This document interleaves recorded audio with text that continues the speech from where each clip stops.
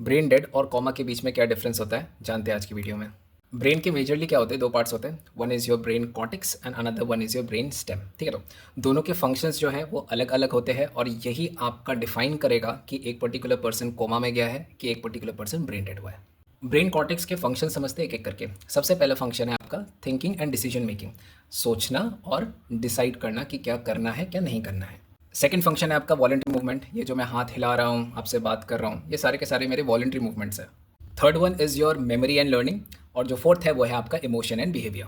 कुछ और important function में आते क्या है, जैसे कि अंडरस्टैंडिंग द सेंसेस, आपको किसी ने टच किया आपने सेंस किया, आप किसी चीज़ को देख रहे हैं वो भी एक पर्टिकुलर क्या हो गया, सेंस हो गया, आप कुछ सुन रहे हैं वो भी एक पर्टिकुलर क्या है, सेंस है।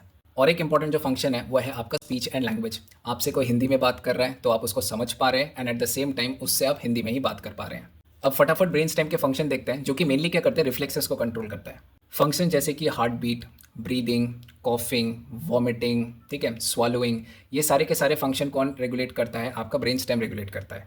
आपने मूवीज़ में देखा होगा कि जब अनकॉन्शियस पेशेंट आता है तो क्या करते हैं डॉक्टर, ऐसे करके आंखों को खोलता है और ऐसे करके लाइट पकड़ता है और ऐसे ऐसे करके घुमाता रहता है। क्या चेक करता है वो, आपके पीपल रिएक्टिव है कि नहीं, क्योंकि ये भी कौन कंट्रोल करता है, ब्रेन स्टेम कंट्रोल करता है।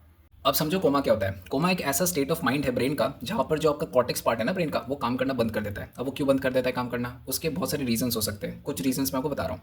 सबसे पहला रीज़न ये हो सकता है कि हेड इंजरी हुई, किसी ने आपके सर में बहुत जोर से या तो मारा या फिर आपकी एक्सीडेंट हो गई, राइट, ये एक पर्टिकुलर कंडीशन है।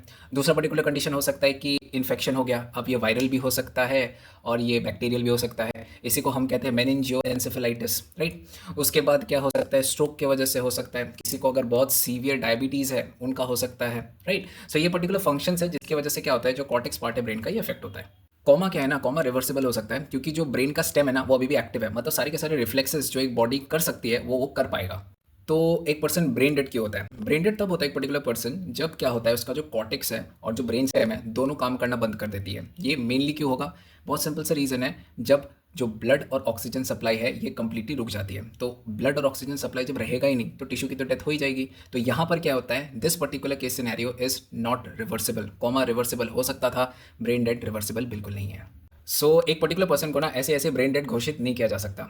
इसके लिए क्या होता है, एक प्रॉपर इंडियन लीगल एक्ट बना हुआ है 1994 का, that is a Thotta act, that is transplantation of human organ and tissue act. ये प्रॉपर गाइडलाइंस देता है कि क्या क्या स्टेप्स फॉलो करना चाहिए एक पर्टिकुलर पर्सन को ब्रेन डेड घोषित करने के लिए।